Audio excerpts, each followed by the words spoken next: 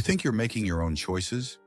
You think you're in control, but right now, without your consent, without your awareness, your brain is being reprogrammed. Not in some distant future, not by some secret government lab. It's happening here, now, through the very screen you're staring at. Every scroll, every click, every endless feed that feels impossible to leave. They're not just grabbing your attention, they're reshaping the way your mind works. And you don't even notice. A few decades ago, the human brain evolved in a world where information was slow, deliberate, and limited. You read a book. You had time to think. You held conversations without interruptions. Your focus had depth. But today, the environment your brain lives in has mutated. You are now exposed to thousands of pieces of information every single day. Faster, shorter, louder, more emotionally charged. This constant flood of stimuli isn't just distracting. It's fundamentally rewiring your neural pathways. And the scariest part, it's happening on purpose. Because your attention is money. The longer you stay hooked, the more ads you see, the more products you buy, the more predictable you become. You are not the customer, you are the product. Let's break this down. Every time you get a notification, your brain releases a tiny shot of dopamine, the chemical of reward. This feels good for a moment, so you check your phone again, and again, and again. Each cycle strengthens certain neural connections, the ones linked to distraction, impulse, and instant gratification.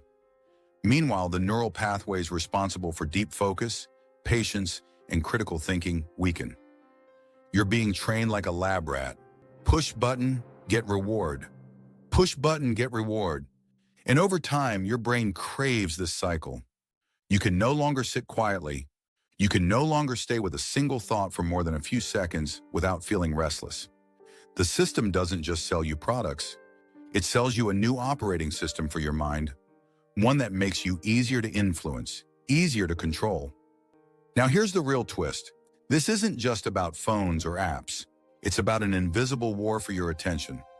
A war you didn't agree to fight. Big tech companies spend billions hiring neuroscientists, psychologists, and behavioral experts.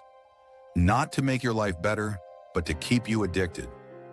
They know exactly how many seconds it takes before you lose interest. They know exactly which colors, sounds, and rhythms spike your dopamine. They know exactly how to nudge your emotions just enough to keep you scrolling. And every tiny tweak, every recommended video, every "you might also like" isn't innocent. It's a micro adjustment, a micro reprogramming of your neural circuits. By the time you realize it, it's too late. Your brain no longer belongs fully to you. Think about this. When was the last time you spent an hour doing nothing? No phone, no TV, no background noise, just sitting, thinking, existing. For most people today, that idea feels almost unbearable. The brain has been conditioned to crave constant stimulation, to avoid silence at all costs. Because in the silence, the brain would have to work. It would have to think deeply, face uncomfortable truths, question reality. But the system doesn't want that. It wants you reactive, emotional, impulsive, because that's profitable. The more you react without thinking, the easier it is to manipulate you. Not just as a consumer, but as a voter, a citizen, a human being. Now ask yourself, how much of your behavior is truly your own choice? When you open an app, was it your decision or a conditioned response? When you buy something you didn't plan to, was it free will or a dopamine hit engineered days or weeks in advance? When you feel restless, anxious, bored, is it because your life is lacking or because your brain has been trained to demand constant novelty, like a junkie desperate for a fix? The truth is brutal. Most of us are no longer operating on original software. We are running programs installed silently by corporations whose only goal is to keep us engaged. And the side effects? Shorter attention spans, more anxiety, less critical thinking, weaker emotional resilience. An entire generation growing up unable to sit with their own thoughts for more than a minute without needing a hit of stimulation. But it doesn't have to stay this way. Awareness is the first step. Knowing that you're being manipulated gives you back some control. It starts with tiny rebellions. Turning off notifications, deleting apps that are designed to exploit your attention, setting strict boundaries around screen time, practicing the uncomfortable art of being alone with your thoughts. It's not easy. Your brain will resist because it has been trained to crave the easy high. But over time, the brain can heal. Neuroplasticity, the brain's ability to rewire itself, works both ways. You can rebuild the circuits of deep focus, patience, real presence. It starts with simple acts of defiance, choosing boredom over distraction, choosing reflection over reaction, choosing real life over the endless, empty scroll. Because here's the truth no one wants you to realize. A mind that can focus is a mind that can think.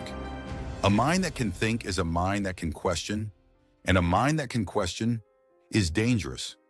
Dangerous to the systems that profit from your ignorance, dangerous to the industries that thrive on your distraction, dangerous to the narratives that need you compliant, passive, easy to predict. They fear a mind that refuses to be programmed. So the choice is yours. Stay plugged in, stay numb, stay controlled, or wake up, reclaim your mind, reclaim your focus, reclaim your life. Because if you don't fight for your brain, someone else will own it. And they already do. But maybe you're thinking, I'm fine. I can stop anytime I want. I'm just using technology. It's not using me. Are you sure? Try this experiment. Turn off your phone for 24 hours. No social media, no quick texts, no background YouTube videos, no endless scrolling. If you feel anxious, restless, if your hand reaches for the phone automatically, congratulations, you're already addicted. This is not a moral failure. This is biology, hacked and exploited by billion-dollar industries. You didn't consent to this. You didn't sign a contract saying, yes, please rewire my brain for maximum vulnerability. But here you are. And here's the dangerous part. Addiction is just the beginning. When your mind becomes dependent on instant hits of stimulation, you lose more than just time. You lose resilience. You lose the ability to sit with discomfort, and that ability is crucial for real growth. You lose depth, because true understanding, true creativity, true relationships, all require the patience to go deep, not skim the surface. You lose sovereignty, because if your mind is constantly hijacked by outside stimuli, how can you truly say you own your thoughts? Let's talk about what's really at stake. Attention isn't just about what you notice. It's about what you don't notice. When your brain is locked into a pattern of instant gratification, it misses the deeper patterns, the systems of manipulation operating just beneath the surface. You miss the bigger picture. You become easier to herd, easier to influence, easier to pacify. A distracted population is a controllable population. And make no mistake, those in power know this. An individual who can think deeply, question narratives, and resist emotional manipulation is dangerous to systems of control. But a population addicted to shallow stimulation, easily governed, easily sold, easily silenced. This is why reclaiming your mind is an act of rebellion. It's not just about productivity. It's not about being better or smarter for the sake of personal success. It's about freedom. Because in a world where attention is currency, controlling your own mind is the ultimate form of resistance. Every moment you spend building real focus is a moment you're taking power back. Every time you sit in silence instead of reaching for your phone, you're strengthening the circuits of sovereignty. Every time you question instead of react, you're weakening the invisible chains wrapped around your mind. So what can you do, starting today? First, audit your inputs. What's feeding your brain right now? Is it fast, shallow, emotionally charged content? Or is it material that challenges you, stretches you, demands real engagement? Your mind becomes what you consume. Garbage in, garbage out. Second, rebuild your attention span deliberately. Start small. Set a timer for 10 minutes. Choose a single task. No switching, no checking, no distractions. Over time, extend that window. Train your brain like a muscle, because it is one. Third, embrace boredom. Boredom isn't your enemy. It's the gateway to creativity, reflection, real thought. When you allow yourself to be bored, You force your mind to dig deeper, to make connections, to generate new ideas. In boredom, you reclaim the space necessary for true originality. And most importantly, protect your inner world. The modern world is loud. It demands your reaction, your outrage, your attention at every second. But your mind is sacred. It deserves silence. It deserves reflection. It deserves your protection. If you don't defend your inner space, it will be colonized by advertisers, by algorithms, by agendas that serve everything except your highest self. Here's the final, uncomfortable truth. The system doesn't want you awake. It wants you numb. It wants you docile. It wants you predictable. Because awake minds ask dangerous questions. Awake minds see the cracks in the system. Awake minds build something new. When you reclaim your mind, you don't just free yourself. You become a beacon, a reminder that real freedom is still possible. And freedom, once tasted, is contagious. So start today, not tomorrow, not next week. Start now. Put down the device. Close the endless feeds. Step into the discomfort. Sit with your own mind. Rebuild the pathways they tried to destroy. Because your mind, your true, focused, sovereign mind, is the most dangerous thing you own. Don't let them take it. Not now, not ever.